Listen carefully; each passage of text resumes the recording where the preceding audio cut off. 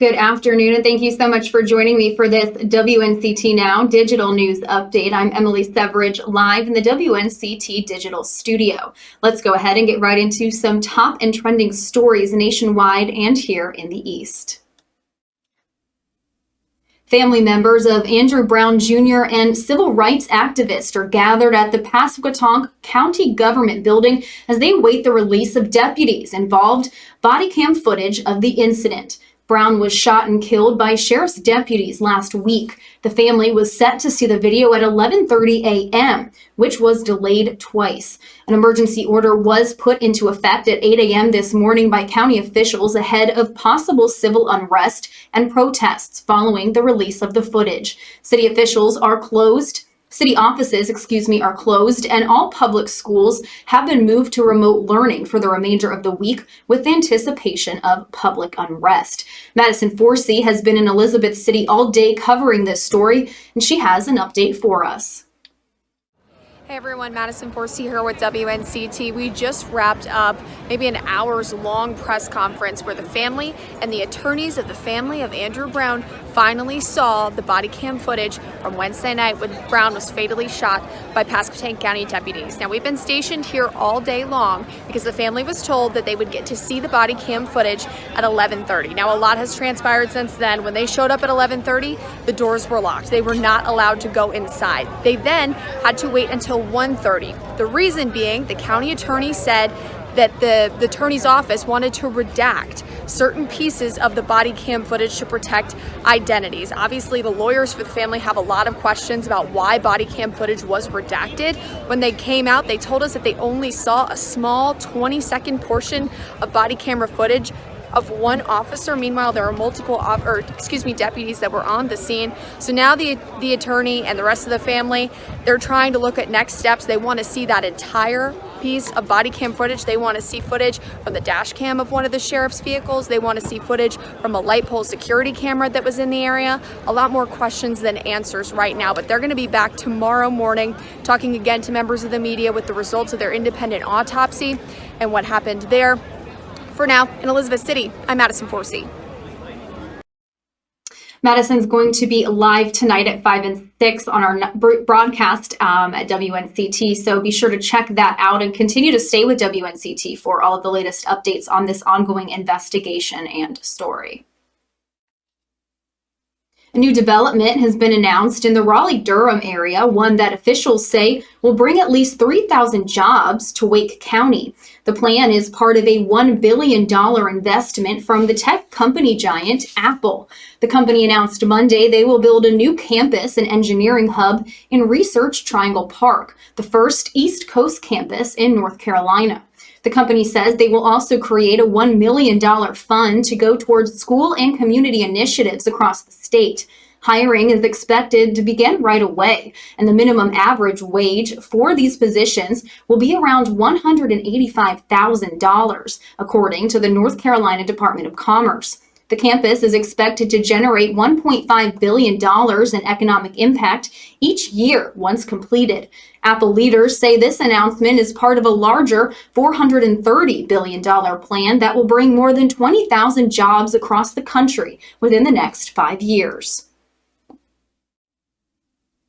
Some weather for your work week and what news to expect coming up tonight on 5 and 6 at WNCT. That and more coming up after this short break. This is Ken, Angie, Ken, Angie and Ken, Ken and Angie. Did I mention this is Angie and this is Ken and our chief meteorologist, Jerry Jackson? Watch 9 on Your Side News with Ken, Angie, Jerry. And don't forget Brian Bailey for sports, weeknights at 5, 6, and 11. Watch Ken, Angie, Jerry, Bailey for local news, weather, and sports. In case you missed it, Ken, Angie. Watch weeknights on 9 on Your Side News. Happen day or night. When the weather changes, and it can be abrupt, we want to be that reliable team that says we work together to make sure that everyone gets the best, most up-to-date, accurate forecast that we all can possibly give them. We're not looking to cry wolf here. We're looking to inform. We're looking to keep people safe and in a relaxed, calm manner. I think it's very important that we keep a message that doesn't frighten, it informs. Storm Team 9, keeping you safe in severe weather. Thanks so much for joining me. If you're just tuning in, I'm Emily Severidge, live in the WNCT digital studio, bringing you some updates before our nightly newscast. WNCT brings you live streamed updates every Monday through Friday to bring you the latest up-to-date news before our nightly newscast at 5, 6, 10, and 11. Let's get right back into some news for your Monday. Well, we had a pretty chilly, relatively chilly weekend, but we can expect those temperatures to start to rise over the next few days. Storm Team 9 meteorologist Alex Waselenko has this week's forecast for us. Happy Monday, everybody. I'm your Storm Team 9 meteorologist, Alex Waselenko, reporting from the WNCT studios in the Storm Team 9 Weather Center. We have a glorious start to the work week underway with lots of sunshine, a cold front exiting, and high pressure moving in. But in between the two, there's a tight pressure gradient to take note of today. And what that means for your forecast, well, it means some blustery north winds for your Monday afternoon. North winds could gust upwards of 15 to 20 miles per hour today before subsiding overnight and switching out of the south later this evening. Those southerly winds will help to keep temperatures up through the upper 40s and low 50s by Tuesday morning, but the advancement of some more sunshine into eastern North Carolina and those breezy southwest winds will result in daytime highs Tuesday in the upper 70s and low 80s, above average for this time of year. If you think Tuesday is going to be warm, just wait until you reach your Wednesday forecast. We'll start off with some partly to mostly cloudy skies, enter some sunshine in by the afternoon, and between the sunshine and those southwesterly winds and a flow off of the Atlantic for some, we could rise into the middle to upper 80s for daytime highs by midweek. Be sure to download that free Storm Team 9 weather app so you can track all the latest weather adjustments as the week wears on. Temperatures by your midweek again into the upper 80s under lots of sunshine. By Thursday, near 90 degrees. And if that forecast verifies, it'll be the first 90-degree reading here in Pitt County in Greenville since September 11th, 2020, nearly a 9-month span in between 90-degree readings and a little summer preview nevertheless. As we talk about the forecast for the coast, a similar setup with, of course, slightly cooler temperatures Wednesday and Thursday. A cold front will swing through on Friday to wrap up the work week. It'll bring about some cooler temperatures in the middle to upper 70s, but also the threat for some isolated strong to severe storms Friday afternoon and Friday evening. But until then, take in all the fresh air you can and enjoy that sunshine. I'm your Storm Team 9 meteorologist, Alex Waselenko.